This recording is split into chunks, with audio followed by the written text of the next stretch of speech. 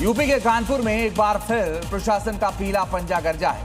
किदवई नगर में करोड़ों की सरकारी जमीन को अवैध कब्जा से मुक्त कराया गया। इस दौरान भारी बवाल हुआ, धक्का मुक्की हुई और समाजवादी पार्टी को नेता को हिरासत में लिया गया। कानपुर के किदवई नगर में गरजता ये बुलडोजर अवैध कब्जे की एक एक ईंट को मिट्टी में मिला रहा है। नोटिस के बाद भी जब कब्जा नहीं हटा तो प्रशासन का पीला पंजा एक्शन में आ गया। जैसे ही कार्रवाई शुरू हुई, मौके पर अफरा तफरी मच गई। सपा नेता सुधांशु मिश्रा समर्थकों के साथ विरोध करने पहुंच गए, जिसके बाद पुलिस से धक्का मुक्की हुई और माहौल पत्थरबाजी तक जा पहुंचा। पुलिस ने कार्रवाई में रोड़ा अटका रहे सपा नेता को हिरासत में ले लिया और भारी पुलिस बल की मौजूदगी में करीब 20,000 वर्ग फीट की कीमती सरकारी जमीन को पूरी तरह कब्जा मुक्त करा लिया। और यूपी के संभल के बाद फतेहपुर में भी सरकारी जमीन कब्जा मुक्त कराई गई। कब्जाधारियों ने तालाब की जमीन पर पक्का निर्माण कर लिया था, लेकिन सीएम योगी का मैसेज क्लियर है, कब्जा करने वालों पर एक्शन जरूर होगा। और फतेहपुर में भी तालाब की जमीन पर कब्जा करने वालों पर योगी का महाबली गरजा है। अवैध निर्माण को देखिए कैसे एक प्रहार में जमींदोज कर दिया है। कई अवैध निर्माण तो मिट्टी में मिल गए हैं, लेकिन कुछ कब्जाधारियों को 10 दिन का अल्टीमेटम दिया गया है ताकि वो खुद ही कब्जा हटा ले, नहीं तो उसके बाद प्रशासन ध्वस्तीकरण की कार्रवाई करेगा। इधर गाजीपुर में पीडब्ल्यूडी की जमीन कब्जा मुक्त कराई गई। सालों से जमीन पर अवैध तरीके से निर्माण हो रखा था, लेकिन अब एक्शन लेते हुए बुलडोजर ने सारा अवैध साफ कर दिया है। कार्रवाई से मैसेज है कि प्रदेश में अवैध और अतिक्रमण के खिलाफ बुलडोजर जरूर गरजेगा। यूपी को सोनभद्र में पुलिस ने साइबर अपराधी के खिलाफ बड़ी कार्रवाई की और करोड़ों रुपए की ठगी के मामले में शामिल अपराधी की संपत्ति को कुर्क कर दिया गया है। अपराधियों के साथ साथ अब यूपी पुलिस साइबर अपराधियों की कमर तोड़ने में लग गई है और लगातार साइबर अपराधियों के खिलाफ एक्शन ले रही है। सोनभद्र में निवेश के नाम पर करोड़ों रुपए ठगी के आरोपी के खिलाफ पुलिस ने कुर्की जब्ती की कार्रवाई की है और करीब 1.5 करोड़ रुपए की संपत्ति को कुर्क कर लिया।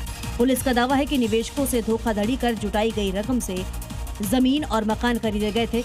इस कार्रवाई को आर्थिक अपराध करने वालों के खिलाफ बड़ी चेतावनी माना जा रहा है। और यूपी के मुजफ्फरनगर से बड़ी खबर आपको बता दें, जहां पर नई मंडी कोतवाली इलाके में पुलिस चेकिंग के दौरान बदमाशों से मुठभेड़ हुई है।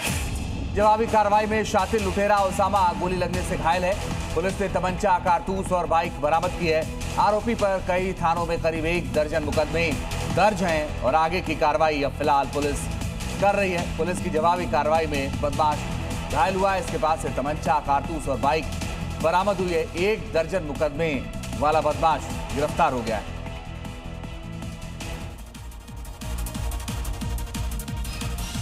और अब आगे देखिए अलग अलग राज्यों की 5 बड़ी खबरें।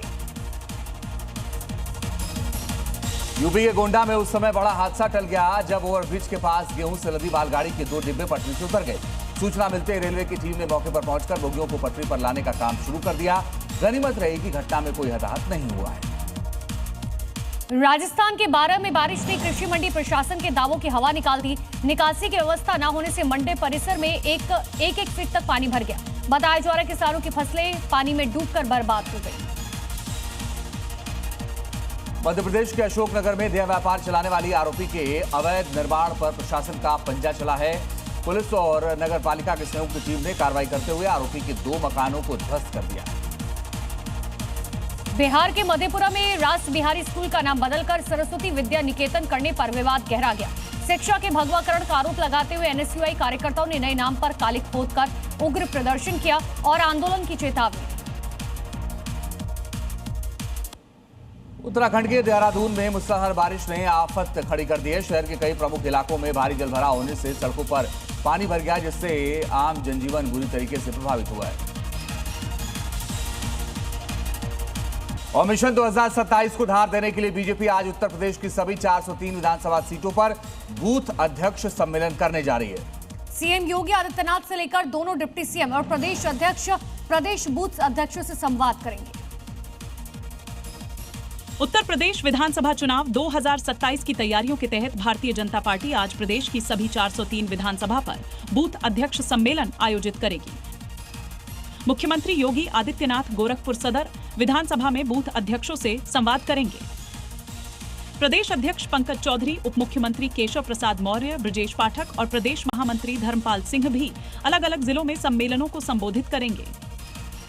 इन सम्मेलनों में बूथ सशक्तिकरण, जनसंपर्क अभियान और चुनावी रणनीति पर मार्गदर्शन दिया जाएगा।